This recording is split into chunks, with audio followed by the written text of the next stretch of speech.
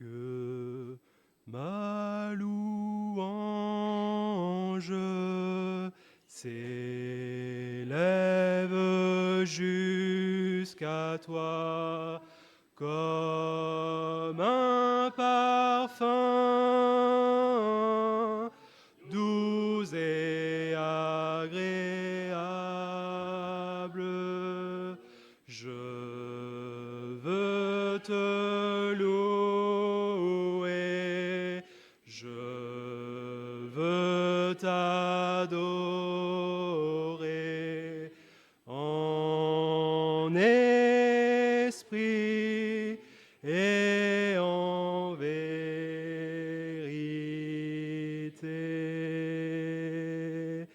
Que ma louange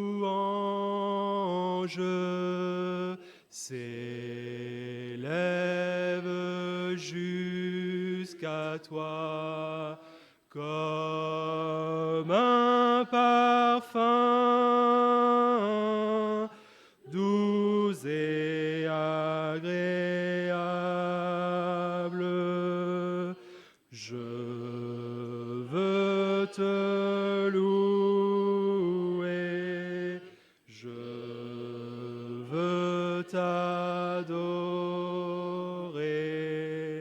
en esprit et en vérité.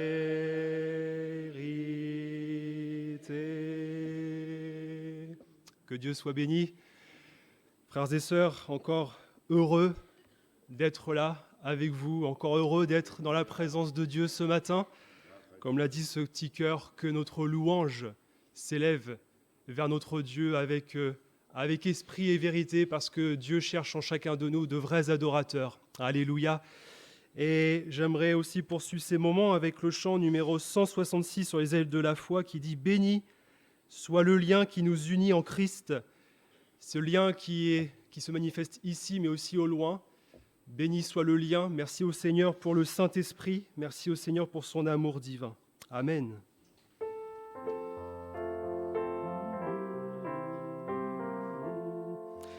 Béni soit le lien qui nous unit en Christ, le saint amour, l'amour divin que verse en nous l'Esprit. Au ciel vers notre Dieu, avec joie et ferveur, s'élèvent nos chants et nos vœux, parfum doux au Seigneur. Nous mettons en commun nos fardeaux, nos labeurs. En Jésus, nous ne sommes qu'un dans la joie et les pleurs. Si nous devons bientôt quitter ces lieux bénis, nous nous retrouverons là-haut pour toujours réunis. Si nous devons bientôt quitter ces lieux bénis, nous nous retrouverons là-haut pour toujours réunis. Alléluia, que Dieu soit béni. Je vous invite à poursuivre avec le numéro 31, sur les ailes de la foi toujours. Ton Église triomphante au Saint Agneau, dans ton ciel, d'une voix chante, gloire à l'agneau, à lui, le sceptre et le trône, à lui lançant la couronne, que ce chant toujours résonne. Gloire à l'agneau.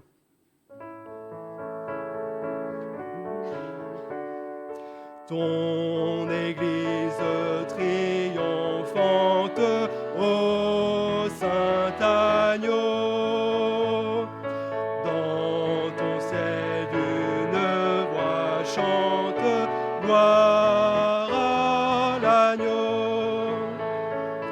À lui le sceptre et le trône, à lui lançant la couronne, que ce chant toujours résonne, gloire à l'agneau. Ô merveilleuse harmonie devant l'agneau, toute l'Église est unie, gloire à l'agneau. Rassemblés de toute race, sauvés par la même grâce, jamais ce cœur ne se lasse, gloire à l'agneau. Rachetez que vos louanges devant l'agneau s'unissent au cœur des anges, gloire à l'agneau. Gloire à la sainte victime, son sang lava notre crime et nous sauva de l'abîme, gloire à l'agneau. Dès maintenant sur la terre, chantons l'agneau.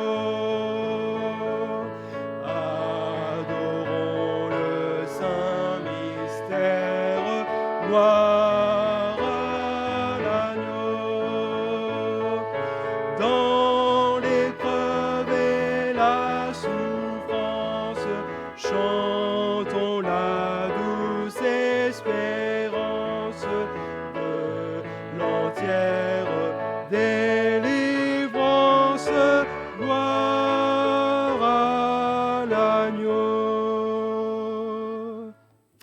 Et toujours dans ce même esprit, frères et sœurs, le numéro 46 dit « Par tous les saints glorifiés, Jésus inspire leur louange, plus belle que le chant des anges. » C'est par lui, c'est par Jésus seulement, que nous sommes justifiés, que tout pécheur qui demande grâce, prêtres et rois devant sa face, obtient le pardon. Alléluia.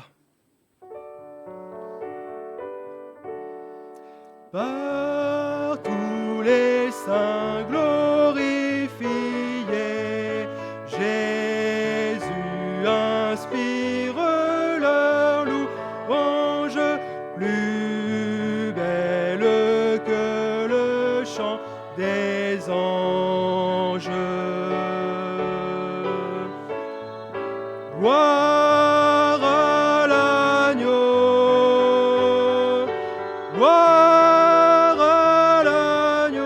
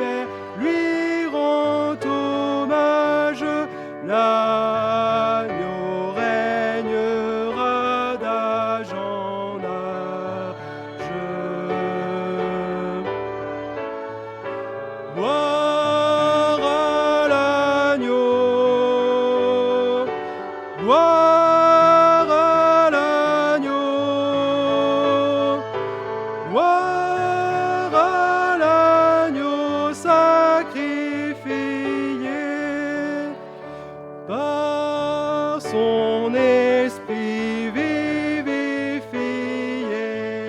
je veux jusqu'à ma dernière heure chanter l'amour qui seul demeure.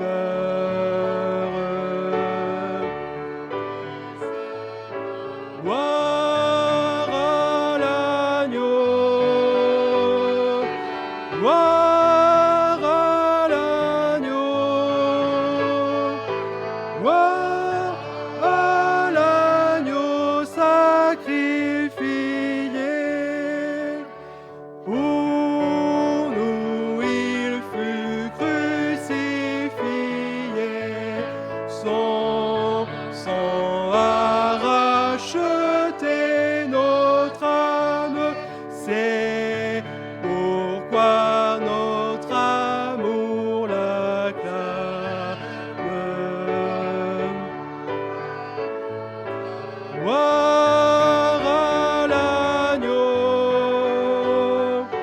gloire à l'agneau, gloire à l'agneau sacrifié. Alléluia. Et quel est cet agneau? C'est Jésus. Le numéro 40 dit Jésus. Jésus, seul nom que mon cœur aime. Je voudrais ne prononcer plus qu'un seul mot, ce nom même, l'amour sur la croix à lui. Et c'est en Jésus que la terre espère, c'est en Jésus que notre cœur espère. Alléluia. Jésus, Jésus, Jésus, Jésus, seul nom que mon cœur aime, je voudrais ne prononcer plus qu'un seul mot, ce nom même. Jésus, Jésus, ce nom si beau, c'est celui dont les anges prosternés autour de l'agneau remplissent leur louange. Jésus, c'est le nom de celui qui descendit du Père, dont l'amour sur la croix à lui, en qui la terre espère.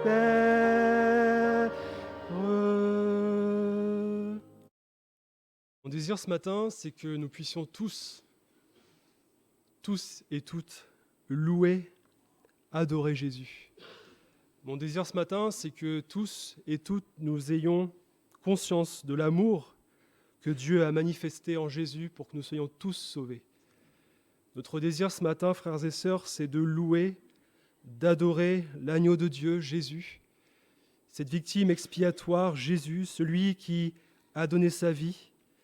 Et peu importe où que nous soyons, l'amour de Dieu sera toujours en Jésus, sera toujours manifesté en Jésus. Et j'aime ce chant, ce cantique de louange, de consécration, on le connaît bien, frères et sœurs, qui dit « Mon Jésus, je t'aime, je te sais à moi, mais je sais que je lui appartiens, je sais que je suis à Jésus. Il n'y a pas de plus grand bonheur, il n'y a pas de plus grande joie, de plus grand amour que d'être au Seigneur Jésus. » Alors, le deuxième couplet dit « Mon Jésus, je t'aime, car tu m'as sauvé. En t'offrant toi-même, ton sang m'a lavé. et sur la croix bénie, pour moi tu mourus. Ta mort est ma vie, je t'aime, ô Jésus.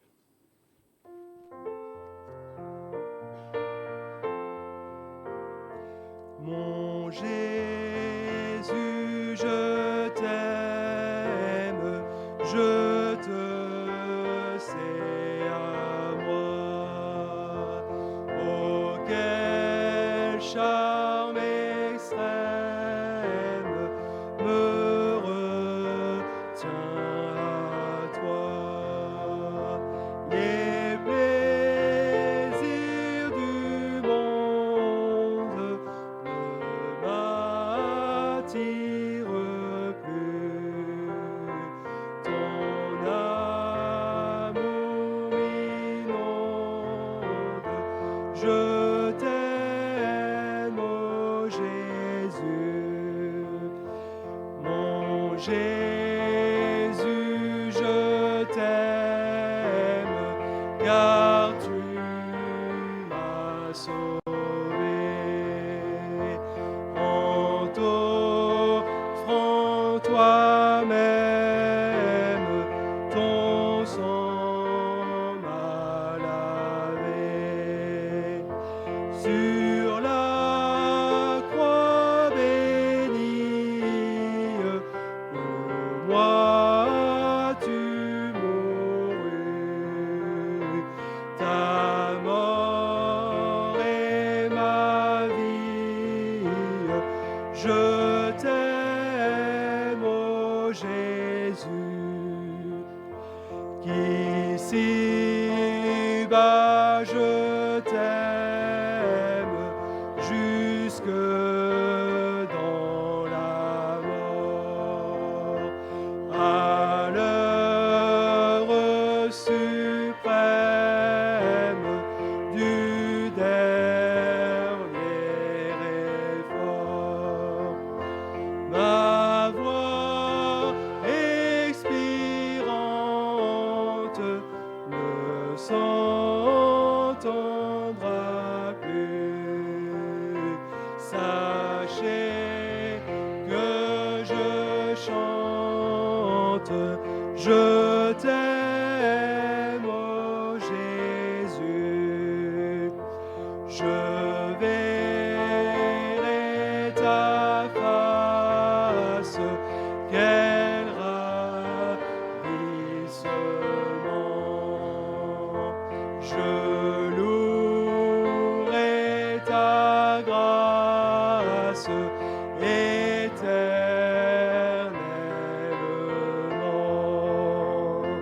et dirai sans cesse avec les élus l'hymne d'allégresse. Je t'aime, ô Jésus.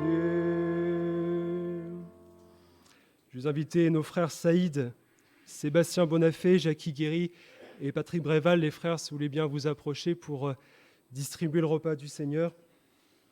Et pour nous, frères et sœurs, relire des textes que nous connaissons bien dans l'évangile de Marc au chapitre 14 et au verset 22.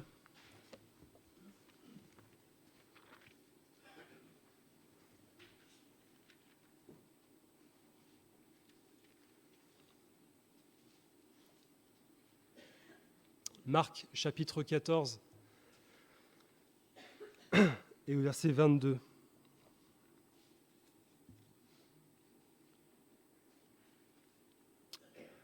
Pendant qu'il mangeait, Jésus prit du pain, et après avoir rendu grâce, il le rompit et le leur donna en disant : « Prenez, ceci est mon corps. » Il prit ensuite une coupe, et après avoir rendu grâce, il la leur donna, et ils en burent tous. Et il leur dit : « Ceci est mon sang, le sang de l'alliance qui est répandu pour beaucoup. Je vous le dis, en vérité, je ne boirai plus jamais du fruit de la vigne, jusqu'au jour où je le boirai nouveau dans le royaume de Dieu. » Après avoir chanté les cantiques, ils se rendirent à la montagne des Oliviers. Verset 32.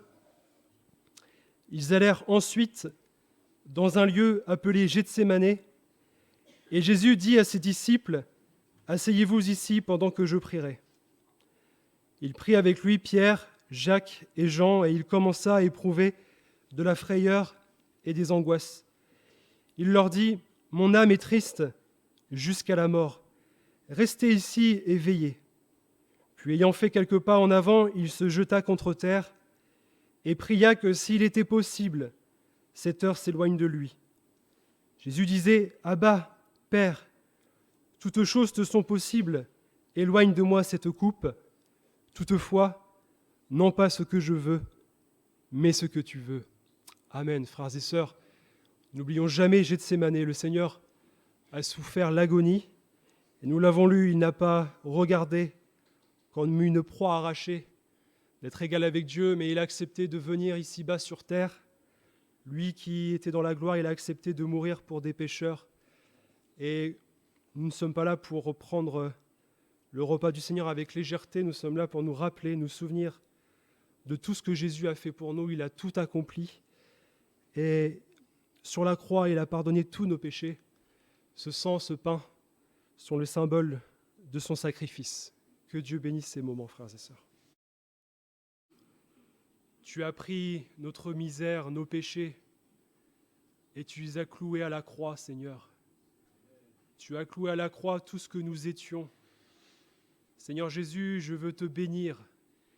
Avec mes frères et sœurs, nous sommes tes rachetés. Nous ne méritons rien, Seigneur, et pourtant, tu nous as aimés le premier, Seigneur Jésus. Comment ne pas t'adorer? Comment ne pas, Seigneur, en retour, t'apporter nos vies, Seigneur? Tout ce que j'ai est à toi. Tout ce que je suis vient de toi, Seigneur. Tu nous as changés, tu nous as transformés. J'étais rebelle, Seigneur Jésus, et tu m'as, Seigneur, racheté, tu m'as changé, tu as fait de moi une nouvelle créature. Tu as fait de nous, Seigneur, de nouvelles créatures. Seigneur, poursuis encore ton œuvre bénie en nous, que nos cœurs s'élargissent pour que tu sois encore plus grand en nous, Seigneur Jésus, pour que tu prennes encore plus de place. Ta parole, Seigneur, est la vérité. Ta parole, elle est la vie, elle est cette lumière sur notre sentier. Seigneur, c'est par elle que nous sommes sanctifiés. C'est par elle que nous pouvons, Seigneur, ici-bas marcher en ayant les regards fixés sur toi, en ayant cette assurance que rien ne nous séparera de l'amour de Jésus. Rien ne nous séparera de ton ciel de gloire, parce que tu as tout donné, parce que tu es fidèle, parce que tu es avec nous chaque jour, et parce que ta main, Seigneur, nous soutient. Seigneur, notre foi, notre espérance, notre amour sont en toi, Seigneur Jésus. Tout nous vient de toi, Seigneur. Alors ce matin, je te prie, par ta parole, de nous instruire. Remplis-nous du Saint-Esprit, Seigneur Jésus. Que nous ne passions pas à côté, Seigneur, de ce que tu as à nous dire. Que nos cœurs soient sensibles à la voix de l'Esprit. Que nos oreilles, Seigneur, soient attentives à la parole de Dieu. Qu'elle fasse autorité aussi, Seigneur. Tu connais les cœurs qui, ici encore, ne sont pas à toi. Seigneur, je te prie de les attirer à toi. Je te prie de te révéler à leur cœur, de révéler ton amour, de révéler la croix, de révéler, Seigneur, cette foi, cette espérance que nous avons. Merci, Seigneur, et que ton nom, ton saint nom, soit glorifié, béni, exalté, Jésus. Amen. Que le Seigneur bénisse sa parole.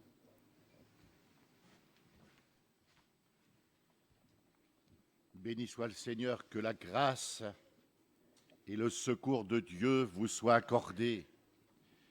Je suis heureux de voir Martine et Annie qui nous ont rejoints. Elles étaient en panne sur la route. Je ne pouvais rien faire parce que c'est moi qui étais là ce matin. Soyez bénis, mes sœurs. Vous êtes arrivées à bon port. Que le Seigneur vous bénisse. Et je réclame tout votre pardon. Vous avez certainement vu que je n'ai pas chanté les cantiques. Ce n'est pas mon habitude. Mais j'ai peur que ma voix ne tienne pas. Déjà vendredi soir, elle a failli craquer. Alors je dis, Joël, il faut que tu sois prudent pour pouvoir apporter tout le message de Dieu. J'aimerais ouvrir la parole de Dieu avec vous ce matin dans l'évangile de Marc, au chapitre 9 et au verset 14. Évangile de Marc, chapitre 9 verset 14.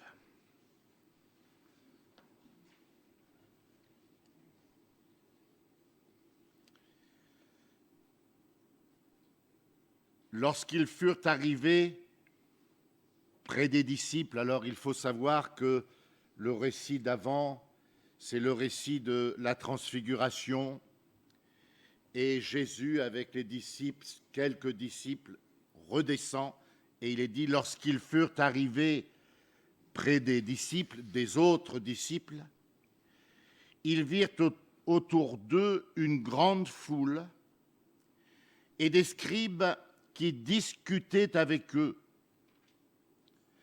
Dès que la foule vit Jésus, elle fut surprise et accourut pour le saluer. Il leur demanda, c'est Jésus qui parle, il leur demanda de quoi discutez-vous avec eux? Et un homme de la foule lui répondit, Maître, j'ai amené auprès de toi mon fils qui est possédé d'un esprit muet. En quelque lieu qu'il le saisisse, il le jette par terre. L'enfant écume, grince des dents et devient tout raide. J'ai prié tes disciples de chasser l'esprit et ils n'ont pas pu. Race incrédule, leur dit Jésus, jusqu'à quand serai-je avec vous? Jusqu'à quand vous supporterai-je? Amenez-le-moi. On le lui amena, et aussitôt que l'enfant vit Jésus, l'esprit l'agita avec violence, il tomba et se roulait par terre en écumant. Jésus demanda au Père, combien y a-t-il de temps que cela lui arrive? Depuis son enfance, répondit-il. Et souvent l'esprit l'a jeté dans le feu et dans l'eau pour le faire périr. Mais si tu peux quelque chose, viens à notre secours et compassion de nous. Jésus lui dit, si tu peux, tout est possible à celui qui croit. Aussitôt le père de l'enfant s'écria, je crois, viens au secours de mon incrédulité. Jésus, voyant accourir la foule, menaça l'esprit impur et lui dit, esprit muet et sourd, je te l'ordonne, sors de cet enfant et n'y rentre plus. Et il sortit en poussant des cris et en l'agitant avec une grande violence. L'enfant devient comme mort, de sorte que plusieurs disaient qu'il était mort. Mais Jésus, l'ayant pris par la main, le fit lever, et il se tint debout. Quand Jésus fut entré dans la maison, ses disciples lui demandèrent en particulier « Pourquoi n'avons-nous pu chasser cet esprit ?» Il leur dit « Cette espèce-là ne peut sortir que par la prière. Amen. »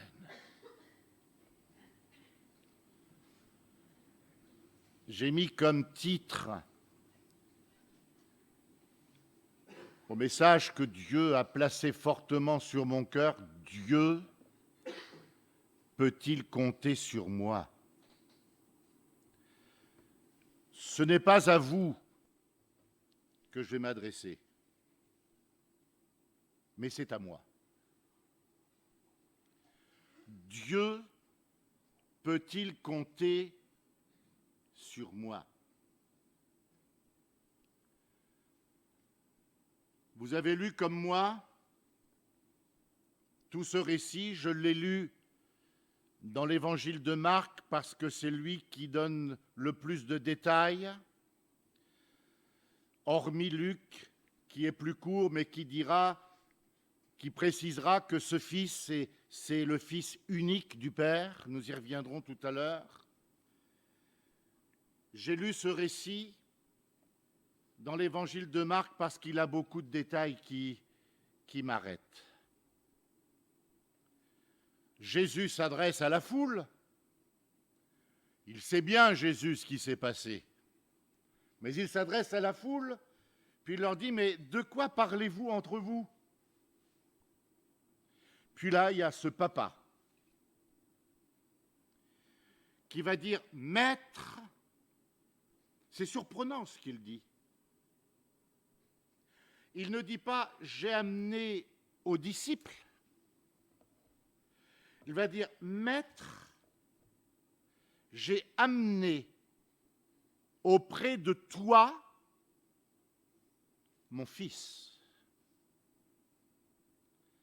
C'est une leçon pour moi. Et je n'ose pas dire c'est une leçon pour vous, mais c'est une leçon pour moi. Parce que je ne sais pas quel est le nom qui s'exhale de ma vie. Je ne sais pas quel est le nom qui sort de ma bouche, mais il faudrait que ce soit le nom de Jésus. J'ai amené auprès de toi mon fils. Ce père qui apporte son fils, qui apporte son fardeau,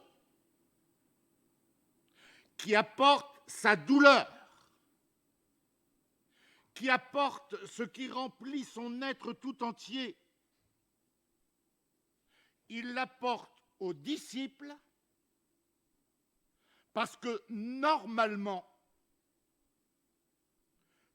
tout disciple de Jésus parle comme Jésus, guérit comme Jésus,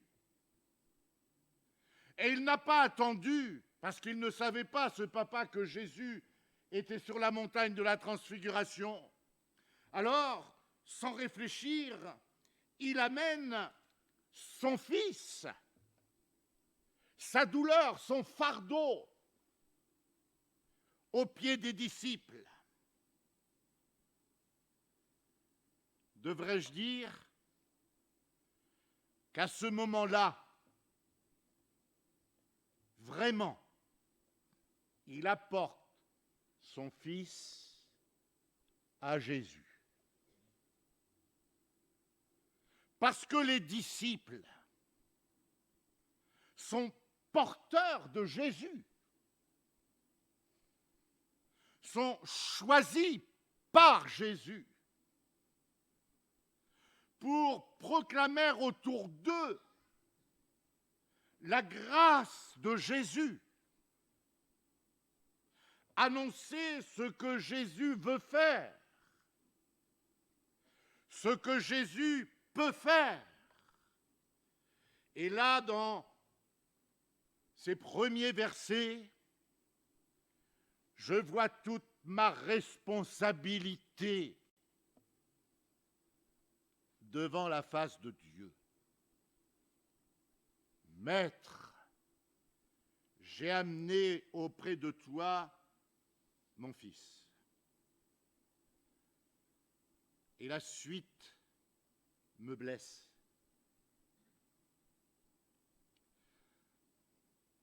Je l'ai amené à tes disciples et ils n'ont pas pu le guérir. Une autre version dira, j'ai prié tes disciples de chasser l'esprit et ils n'ont pas pu.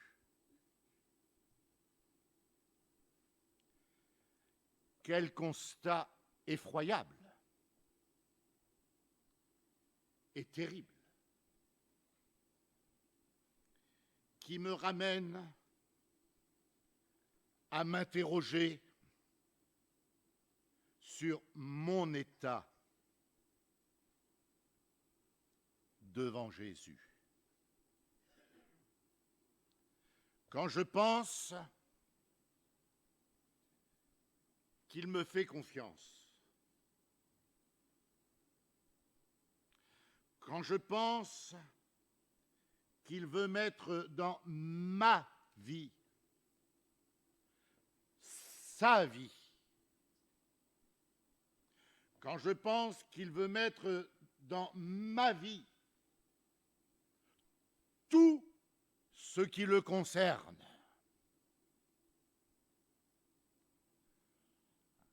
alors, comme je vous l'ai dit, Luc précise au chapitre 9 et au verset 38, « Mon fils, mon unique ».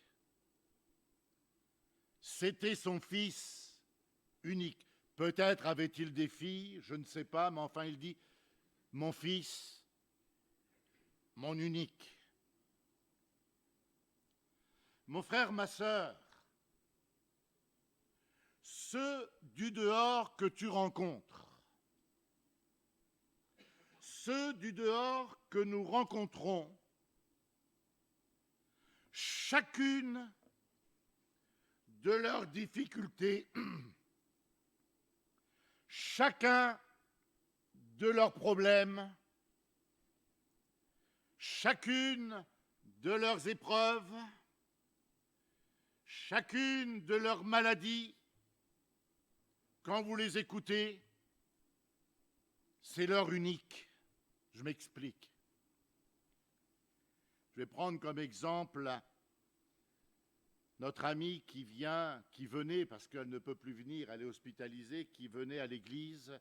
Elle a un cancer du pancréas qui s'est propagé sur le foie et sur les poumons. Quand vous parlez avec elle, c'est quoi son unique? Son cancer. Quand vous parlez aux malheureux, c'est quoi son unique? Son malheur. Quand vous posez, comme on m'a posé ce matin une question et j'ai répondu comme un bon Normand, ni oui ni non, est-ce que ça va? Alors je vais pouvoir le dire maintenant, parce que si je l'avais dit avant, elle serait inquiétée. Je me suis penché pour prendre les cantiques dans ma voiture et j'ai failli tomber par terre. Vous m'auriez posé la question à ce moment-là, mon unique, c'est ce qui m'arrive. Et nous n'allons rencontrer que des uniques. Parce que chaque fardeau, chaque douleur est unique. Elle remplit tout le cœur. Elle remplit tout l'être du malheureux. Et ce matin, nous sommes devant la face de Dieu et nous pouvons constater tous les dégâts qui sont opérés par Satan dans la vie des hommes.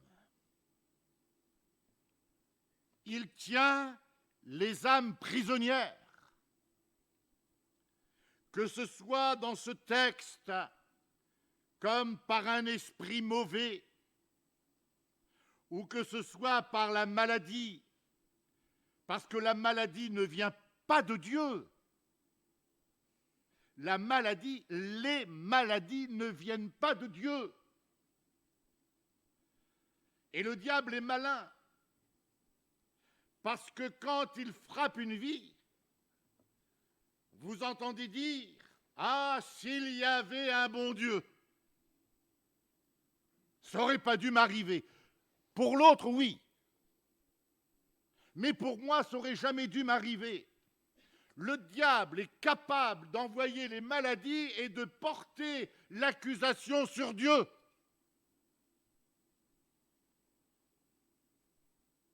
Maître, je l'ai amené à tes disciples et ils n'ont pas pu le guérir. Dieu peut-il compter sur moi?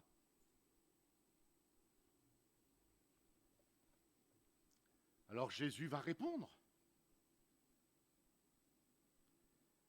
Je ne sais pas si je dois y aller. race, c'est à moi qui parle, soyez tranquilles, soyez apaisés, race incrédule. Et Matthieu et Luc vont dire race incrédule et perverse. Voilà, Seigneur, qu'est-ce que tu me dis? Seigneur, qu'est-ce que tu es en train de me dire? Enfin, on t'a suivi partout. On a vu ce que tu faisais. On a goûté ce que tu faisais.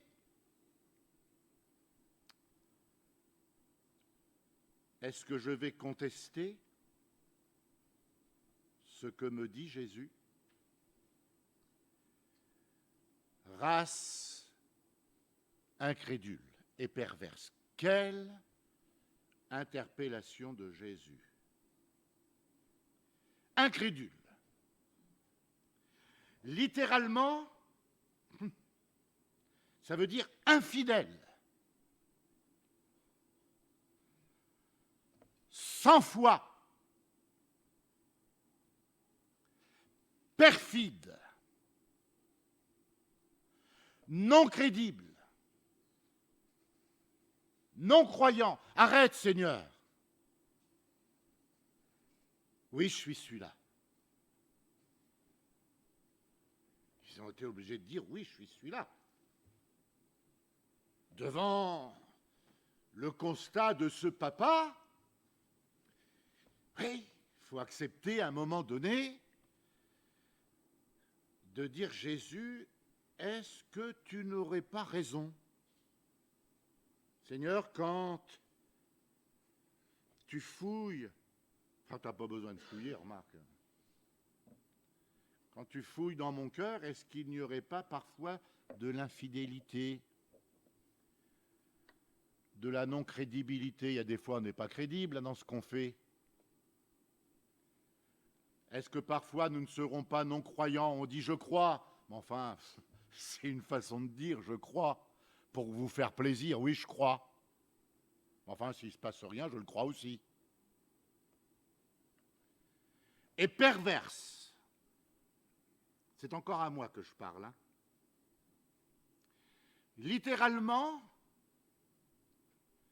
celui qui déforme, celui qui est capable de comploter et d'une certaine manière s'opposer au plan de Dieu. C'est celui qui est capable d'être corrompu. C'est pervertir, se détourner du droit chemin. C'est pas toujours facile de rester sur la voie droite. Quand tous les autres nous disent « mais si tu marches par là, c'est mieux ». Mais je dois marcher dans la voie de Dieu parce que ce qu'il m'a confié, c'est d'être comme lui.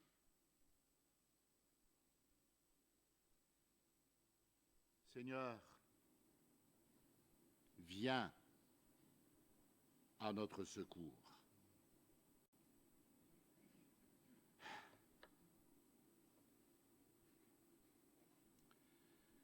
Quand il parle dans Matthieu et dans Luc de race incrédule et perverse, le terme qui est là dans Matthieu et dans Luc sur perverse, c'est le même terme que nous retrouvons dans le récit de l'évangile de Jean au chapitre 23, les versets 1 et 2, dans ce moment où les anciens du peuple et les sacrificateurs et les scribes amènent Jésus devant Pilate et Hérode, et qui disent, en parlant de Jésus, « Nous avons trouvé cet homme excitant notre nation à la révolte.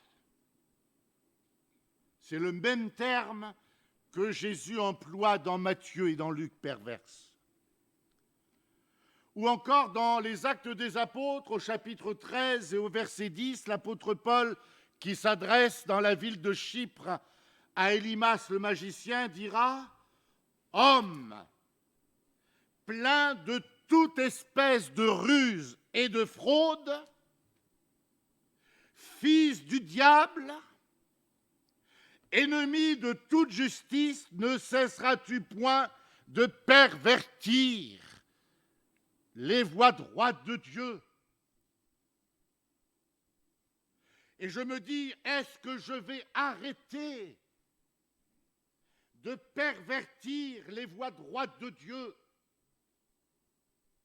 Est-ce qu'il va pouvoir me faire confiance? Est-ce qu'il va pouvoir compter sur moi? D'ailleurs, ce qu'il va dire à la suite de ça, il va dire, mais jusqu'à quand serai-je avec vous? Jusqu'à quand vous supporterai-je? Mon frère, ma sœur, il n'y a pas là une parole méchante de Jésus, pas du tout.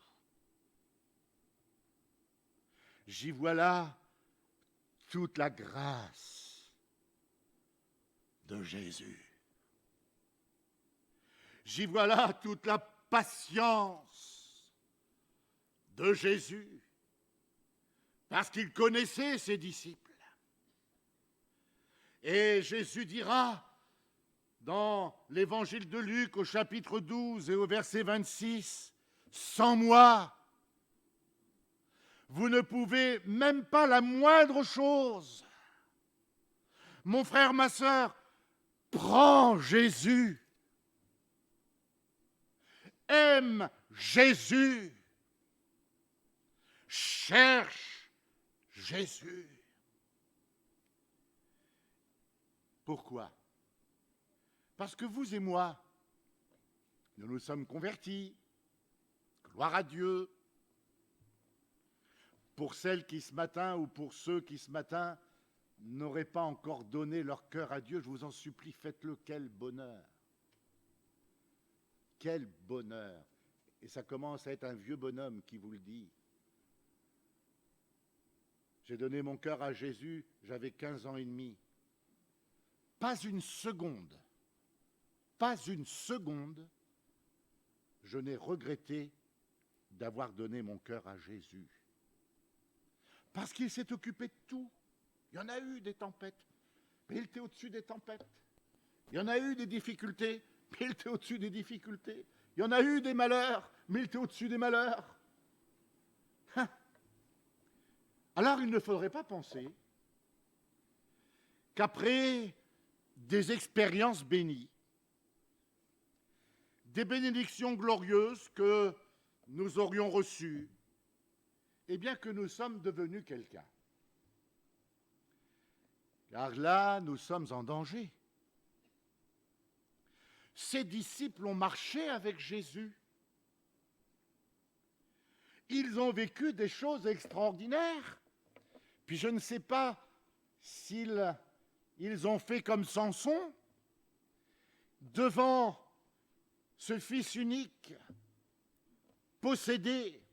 Ils se sont dit, ça va se passer comme les autres fois.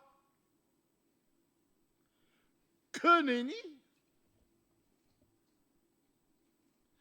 Pour que Dieu réponde, il faut que j'obéisse. Je ne sais pas si vous pouvez vous mettre à la place des disciples. Quel échec retentissant! Enfin, devant Jésus, un homme du peuple va dire, j'ai amené mon fils à tes disciples et ils n'ont pas pu le guérir. Je ne sais pas s'il y avait un sycomore pour se cacher derrière, Mais moi, je me serais caché derrière un frère ou une sœur.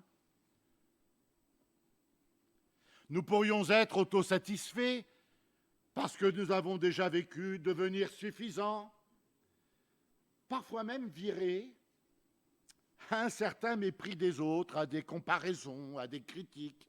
Et nous pourrions être amenés à penser que j'ai 53 ans de conversion, j'en connais plus long que vous. Oh là là! Vous savez que c'est ce qui s'est passé là? Parce qu'on ne l'a pas lu. On s'est arrêté au verset 29. Mais je vais vous lire le verset 33, c'est 4 versets plus loin. Ils arrivèrent à Capernaum. Lorsqu'il fut dans la maison, Jésus leur demanda « De quoi discutiez-vous en chemin ?» Mais ils gardèrent le silence. Car en chemin, ils avaient discuté entre eux pour savoir qui était le plus grand. Alors ça, c'est important. C'est qui le plus grand ce matin? J'aurais aimé dire que c'est Julien. Mais c'est Jésus. Et étant le plus grand, je ne me pose plus la question. Je suis son disciple, son enfant. Mais la question qu'il faut que je me pose, est-ce qu'il est le plus grand dans ma vie? Dans mon cœur? Oh, l'horloge tourne. Arrêtez-moi cette horloge. Alors, je vais prendre 2 exemples. Un dans l'Ancien Testament, un dans le Nouveau. Des récits que vous connaissez par cœur. Dans l'Ancien Testament, dans la Genèse, on trouve un jeune homme magnifique, Joseph. 17 ans. Et le Saint-Esprit, enfin à l'époque, Dieu lui parle, l'Éternel lui parle. Il lui donne un songe qu'il aurait dû garder, qu'il aurait mieux fait de garder au fond de son cœur. Mais bon, il s'est dit, je suis le plus grand. Et il va raconter à ses frangins ce que Dieu lui a révélé, qu'il deviendrait la gerbe la plus haute et que tous les frangins vont se prosterner devant lui. Vous m'étonnez qu'il s'est ramassé une volée de pois verts. Puis en plus, ça n'y a pas suffi. Le Seigneur va lui reparler une 2e fois, et là, il va le dire à son père. Et le père va dire, mais comment ça? Il faudrait que mes fils et ma femme et moi, je me prosterne devant toi?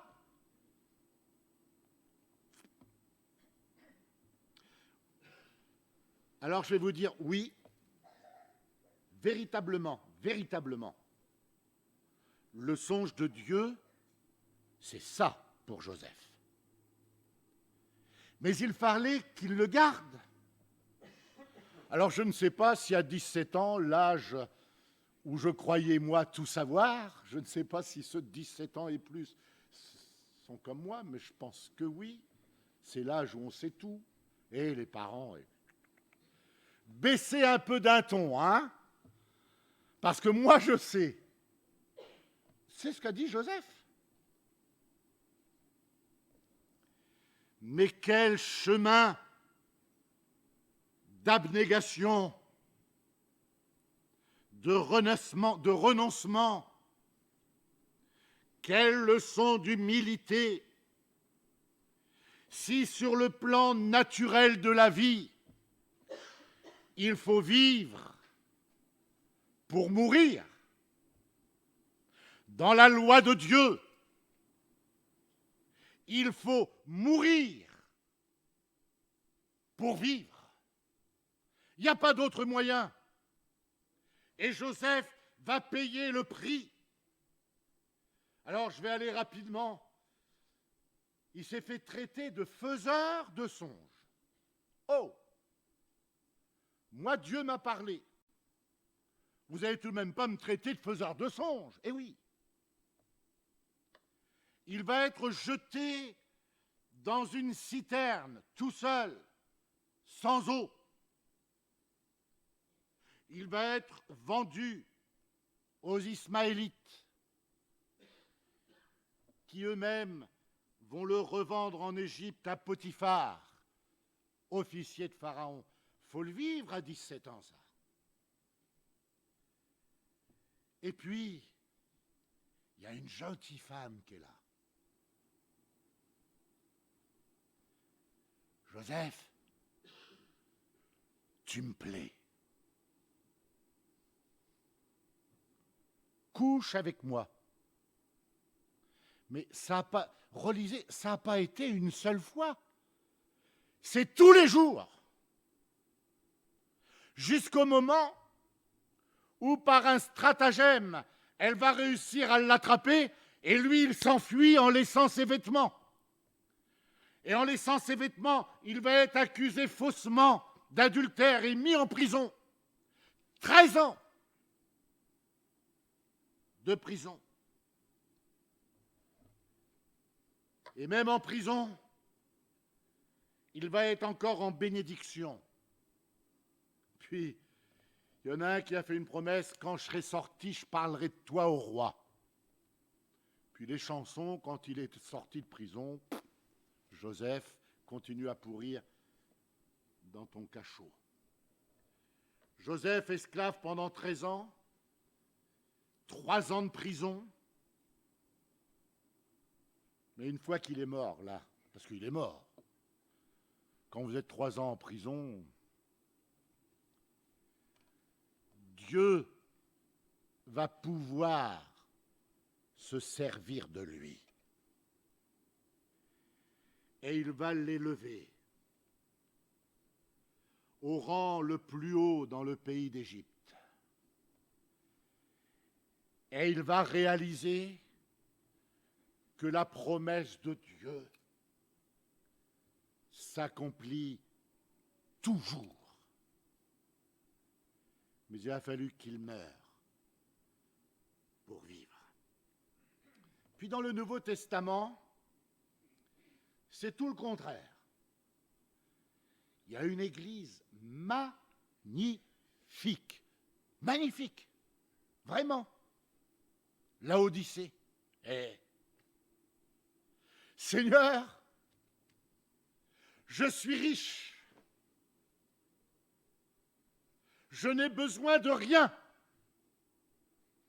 On a une sono immense, on a une dizaine ou une vingtaine de musiciens, on a 500-600 personnes, 1000, 2000 qui viennent. Seigneur, on est riche, je te rends grâce pour mes richesses. Bon. Vu de l'extérieur, ça fonce, hein? Je viens d'apprendre que dans une église pas loin, pendant 3 semaines, ils vont le faire des baptêmes. Entre 15 et 20 baptêmes toutes les semaines. Waouh! J'ai vu quelques témoignages. Bon, je me tais, je n'ai pas là pour ça. Je suis riche, je me suis enrichi, je n'ai besoin de rien. Écoute ce que Dieu a à te dire. Tu es pauvre, misérable, aveugle et nu. Eh bien, même à cette église-là, Dieu tend la main. Et il va lui dire, Laodicée, je te conseille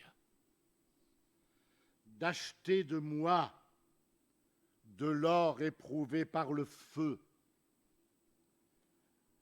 afin que tu deviennes riche des choses de Dieu, et des vêtements blancs, afin que tu sois vêtu, et que la honte de ta nudité ne paraisse point, et un collier pour oindre tes yeux, afin que tu vois. Voilà les 2 exemples. Et les disciples vont poser une question à Jésus.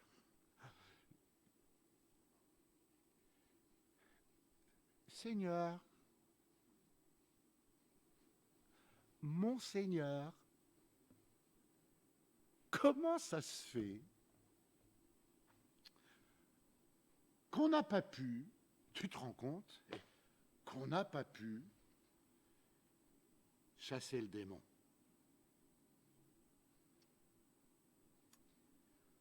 Dans ce texte, Dieu nous révèle l'incapacité des hommes, l'incapacité des églises à accomplir le véritable ministère de Dieu pour les perdus. L'incapacité de délivrer ceux qui sont sous l'oppression du diable et de tous les démons. Je crois que dans ce texte, le Saint-Esprit met l'accent sur le fait que Jésus chasse les démons et que les disciples doivent eux aussi chasser les démons. Et Jésus leur dira, c'est à cause de votre incrédulité.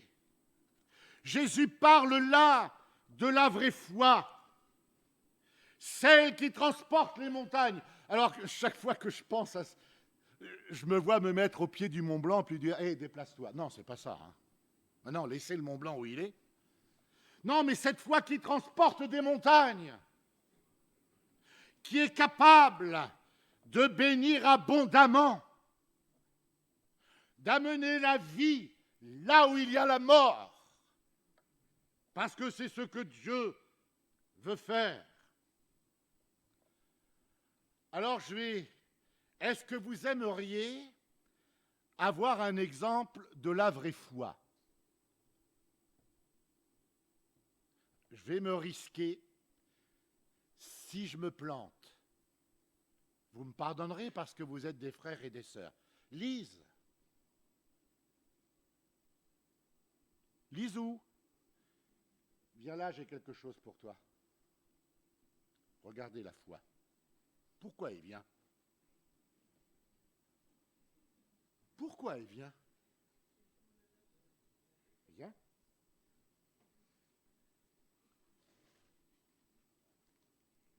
J'ai quelque chose pour toi. Tu le partageras avec tout le monde. Hein. Je vais retourner à ta place. C'est ça la foi. J'avais prévenu personne. Hein. Alors, il y a des esprits bien intentionnés au milieu de nous qui vont me dire, forcément, c'est votre petite fille. Ah bon? Parce que vous n'êtes pas les fils et filles de Dieu, vous. Mais la foi, c'est pas plus compliqué que ça.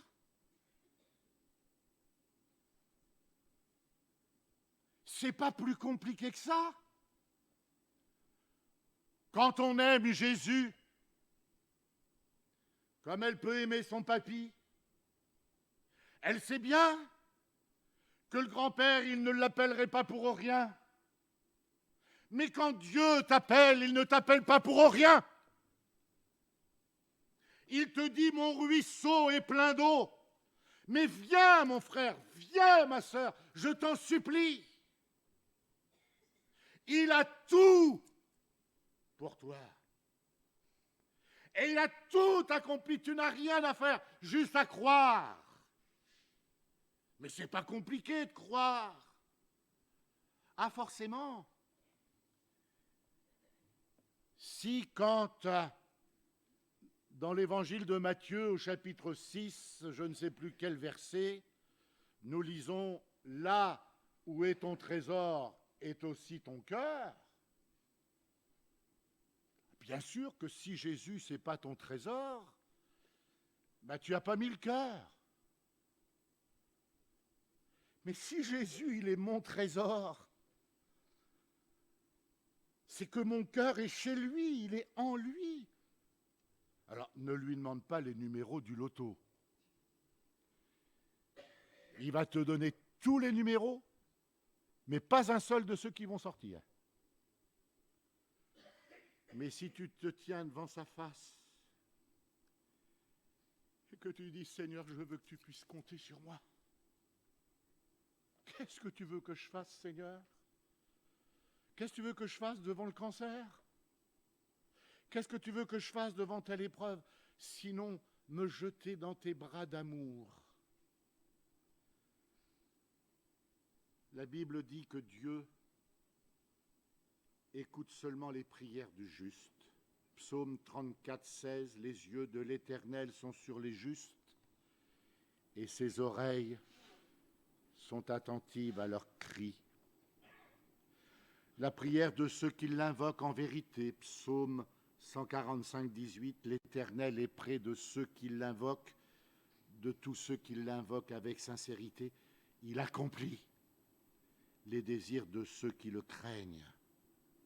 Puis dans Luc 18, 14, et je terminerai par cela, car quiconque s'élève sera abaissé, et celui qui s'abaisse sera élevé. Ô puisse la parole de Dieu non pas m'éloigner de lui, mais me rapprocher de lui pour que j'entende. Il faut que j'entende. Une fois, j'ai dit ça du haut de la plateforme à l'église de Caen. Il y a une sœur. Je ne sais pas si c'est une sœur. Alors, qui m'a attendu à la fin de la réunion, c'était Simone. Oh, elle avait chargé de bazooka, 2 cartouches.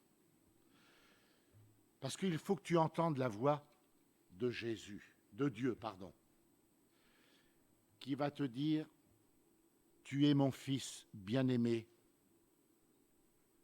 en qui je mets toute mon affection. Tu es ma fille bien-aimée, en qui je mets toute mon affection. Parce que tout ce qu'est Jésus, je dois l'être. Veux-tu entendre cette voix ce matin? Puis dire, Seigneur, je reviens à toi parce que je veux être ton disciple, je veux répondre à ce que tu me dis ce matin, je veux que tu puisses compter sur moi.